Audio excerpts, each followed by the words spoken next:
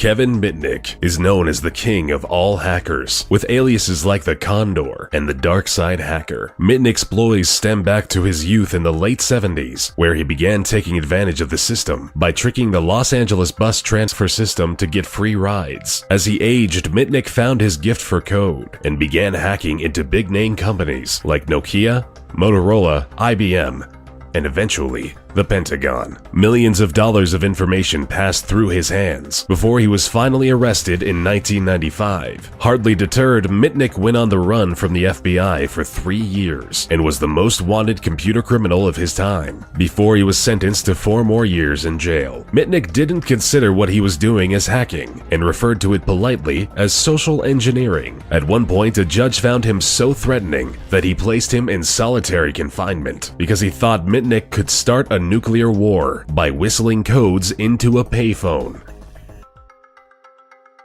The dangerous British hacking duo of Matthew Bevan and Richard Price took the world for a potentially deadly ride for several weeks in their youth back in 1994. They began by attacking the Pentagon's network for several weeks and progressed further by stealing battlefield simulations. If that wasn't enough, they started intercepting messages from US agents stationed in North Korea and accessed sensitive material from a Korean nuclear facility. This was all incredibly alarming to the US because at the time, Price and Bevan were using US systems to infiltrate information from Korean systems, which, simply put, nearly sparked an international incident.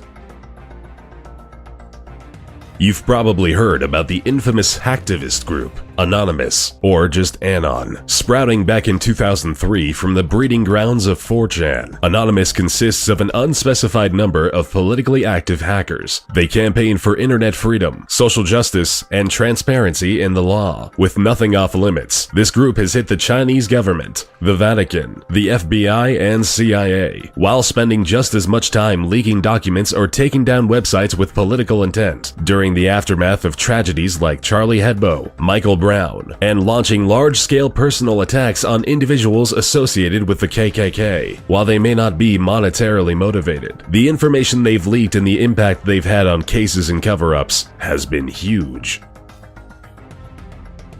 Little is known about Astra, which is the net alias of this notorious hacker, who spent half a decade in the mid-2000s stealing high-profile weapons technology data and software. Astra would quickly sell this information to people and organizations across Brazil, South Africa, the Middle East, and the rest of the world. While no one knows how much money he was able to make or where it went, the damages he caused are estimated between $250 and $361 million.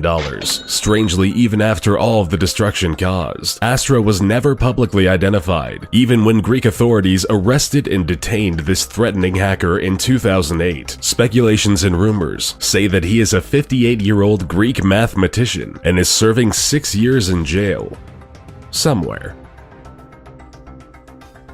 Gary McKinnon infiltrated over 97 US military and NASA servers in just a year during 2001. He deleted sensitive data, software, and files that cost the US government $700,000 in recovery charges due to the severity of the damage. Confident in his skills, McKinnon, who went by the alias Solo, taunted the military by posting, "Your security system is crap. I am Solo. I will continue to disrupt at the highest levels." Strangely enough, McKinnon wasn't in it for any kind of monetary gain, and it turns out he was just looking for files containing evidence of extraterrestrial life, which, according to McKinnon, he found.